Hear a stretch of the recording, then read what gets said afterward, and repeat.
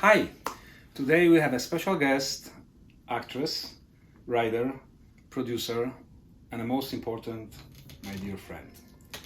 Here is Tamara Jones. Hi, so nice to meet everyone. And I don't remember how long we know each other. That must be years. I'll age myself if I say how long, but it's been a long time. It was a long time. And I remember when you came first time, you came from Philadelphia. And Yeah. even though acting was your love, you Mhm. started with biology. Yeah. Well, so I started off getting a scholarship to Newman College for biology because I scored highest in science on my SATs and all qualifying exams. And I do love science. Like that's been something that I've always had as like my comfort. It's been something that's been solid, my whole life up until then. And but like you always have these super deep inner like yearnings, and I've always loved the creative process, like whether it was coming up with imaginary stories with my friends or like with myself, and watching films and like just being so in love with what I thought it was.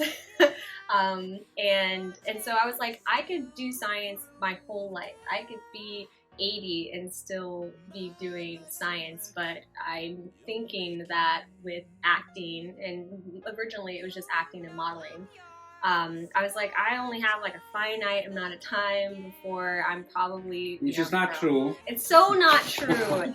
And I hope that like in this conversation, I like really squash a lot of myths, things that I started with thinking that were the industry, were the standard, and how it should be. And because like living a whole lie my whole career. I mean, I wouldn't say a whole lie, but starting off just so dishonest with myself, and you know not knowing where to properly place myself in this industry because of that for a long time. But yeah, that's That's the beginning. that's Right? the beginning. But yeah, let's talk about that. 20,000 new graduates from drama and theatrical musical theater program coming every year to our industry. Mm-hmm. Most of those people immediately after school heading either to Los Angeles or New York. Yeah. So you know how it is, and you know how this transition is actually, right? Yeah. How to come to the city which is completely new to you, and they have to start in the industry that they think they know, but actually they don't have any clue about that. Mm-hmm. So yeah, tell me, what was your beginning? Well, I'm a Philly girl. Started out in Philly.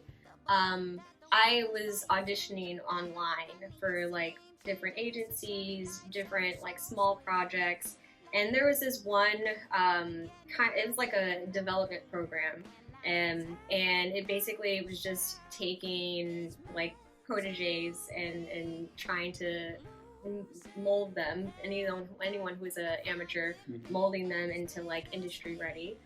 Um, and so that's how I chose New York. And also, it was right there, close to Philly, like 2 hours away, versus Los Angeles, which I really did want to go to Los Angeles. Glad that I didn't. I think I'm glad. Yeah, so that's how I ended up coming to New York and having like a place to stay, because there was like a model house, and a lot of things were kind of accommodated at the time, just for like a short amount of time, and so that got me here. But the transition, I can't even imagine like coming from somewhere like the Midwest or Florida. Like we have some friends of ours that came from Florida. Um, it would be, I would be lying if I said there's definitely a way, because it's like the whole thing about this industry is that you've got to figure out a way that kind of matches your circumstance. And so I guess that starts with starting with yourself, starting with your circumstance, and figuring out how you can take that and and place yourself. Mm. So back then it was different though, because it really was only New York and Los Angeles. Right. Now it's like 5 different markets, like just regions Right. that have their own markets. Atlanta is huge, and I'm not going to say that it's replacing New York or Los Angeles, any of the markets that are budding now. But definitely helps, right? Yeah, you can start there. It's a place that it would probably be easier to get to Atlanta and find a place there than it would be to come to New York. But how did you, or do you even see yourself right now starting at the same point by right now when rent in New York is so high? Everything is so expensive in New York, right? Yeah. I mean, it felt expensive back then, and now it just feels impossible. You know, I think roommates. So if you can find a community, like that's probably the most important thing, is like finding a community of any sort that you can do this with. Because it's not even just, yes, the financial aspect of it is a huge part of it. But then there's also a mental like aspect, because everything is so expensive, because everything seems like it's against you. You're going to want to have that type of like mental stability with other people who are going through it with you, and then just being like, but we're still here. Like we're still getting through this day by day, and you know, urging each other on. I have to tell, I always have like a lot of respect to any kind of creative people, right? The actors, musicians. It is tough. Yeah. It is tough. The beginnings are tough, and I don't think it's a golden path actually, right? Everybody has their own way to achieve the things. Mm-hmm. Yeah, own way. It's just, it is something that I really think that everybody has a solution. It's just about finding what it is. Well, and also I think you have to have dreams, right? I don't know how, especially actors, how can they live without having dreams and big dreams? Yeah. I always say like you have to have big dreams to achieve bigger success, right? Yeah. Yeah, you know, I think also it's like, because I almost wish that I had that expectation. The blow would be easier to take. Because the determination gets you here. Like that drive, that grit. And the hard work. Ready. And the hard work, like your work ethic, it will do everything for you here. But at the same time, man, it can be so demoralizing when you want to be like Halle Berry. I'm giving myself away. But you want to be like that next big thing starting out, and like you're just given crumbs, and you're only gonna get crumbs. I mean, like, who are you to get anything but crumbs starting out? Well, I think in your case, but also many other actors as well, is that besides acting for film, television, you also had a pretty nice career in modeling and commercial. Yeah. So it is nice, and we call it easy money, of course, right? Yeah. But it could be a little bit dangerous though, because then you have easy money in commercials or modeling versus, okay, I have to sit on this audition hours. Yeah. Then I have to prepare. Of course, now everything's on a tape, but before was going to the office, right? Yeah. And then you don't even know if you get this job. So why bother, right? So let's go for commercial. And yeah, that's something very, very dangerous, I think. It will get you, like, it will distract you. It gets you off course for probably too long. And that's, you know, that definitely did happen to me. Like, coming here, seeing these prices, these are not Philly prices. I'm going to say it right now. You know, coming here, I'm like, everything is like 3 times as much. Everything is just 3 times more. And so I'm giving 3 times more than I even knew I had. And, you know, you get this one silly modeling gig and it pays you like your rent for 2, like you got 2 months rent right there. And you start to like getting that easy money, or like, and you know, I am 5'2". Okay. I am, you know, probably not that stereotypical model from back then.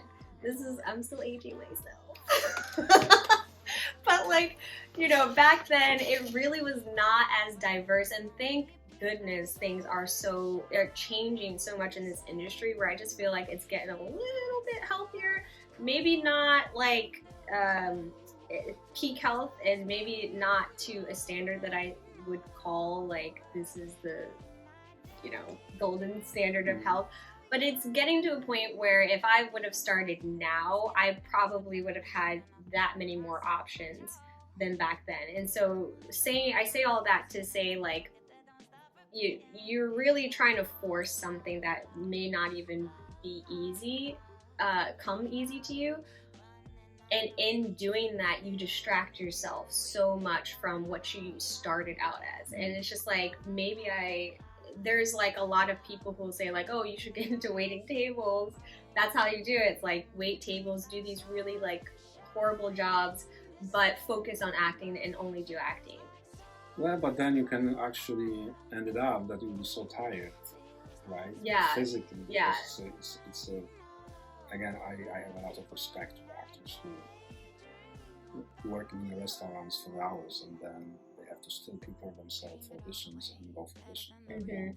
We know each other for so long, and I see your career.